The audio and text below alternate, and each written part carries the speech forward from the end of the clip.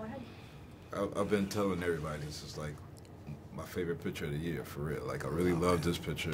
I really love your performances. Thank you. And it's good to talk about it some more.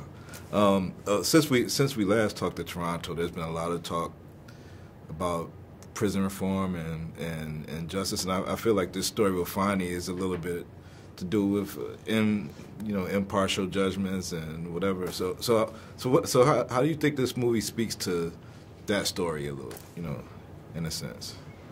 I think a lot of it, we can thank Stefan for his commitment to being a voice for a lot of those young men. If anyone gets the opportunity to hear Stefan talk about his preparation for the role of Fonnie, Khalif Browder was his main, I guess, inspiration, if you will. And I think because of that and the amount of research that he did and the amount of time he put into watching the pain that young brother went through, he was able to speak to it and be a voice for him and so many others. And I hope that people see the human spirit that's being just ripped from these young men who are falsely incarcerated or incarcerated for things like a $5 sack of weed and getting 10 years, or in jail now for something that's legal now, So hopefully it will have people see the human side. I think that's why this story is good. And not too much for Tish.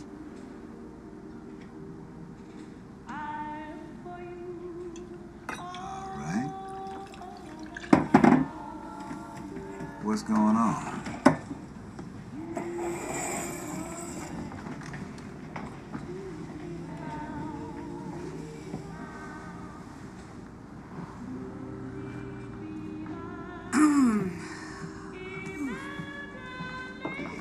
This is a sacrament. And no, I ain't lost my mind. We are drinking to new life. Tish gonna have Fonnie's baby.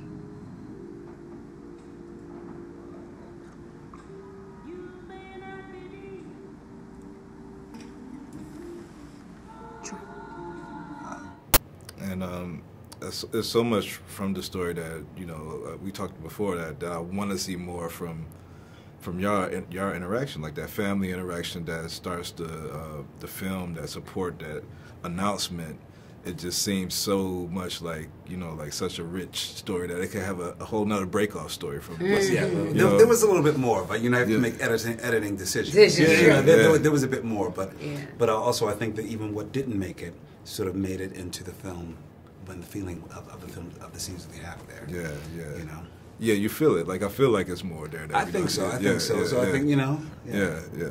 And for you, you played, me and Barry just talked about this, like, when you look at Enemy of the State and 227 and Friday, it's like you've played so many different types of women, and this seemed to be a combination of them in a sense. Like you seemed like in this movie you were this mom, and you were this friend, you were, this advocate and everything.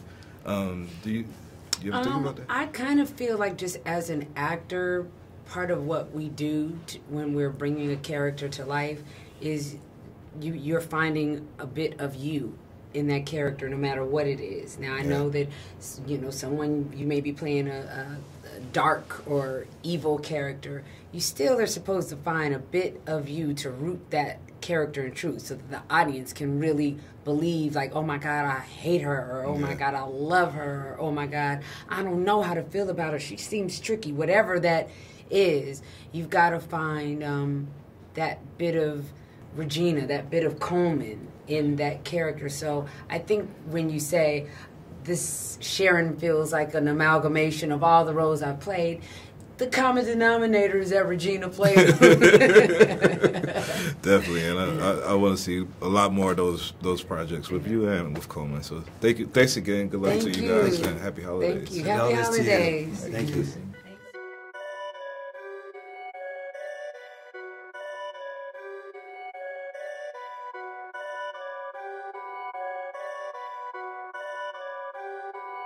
Perfect.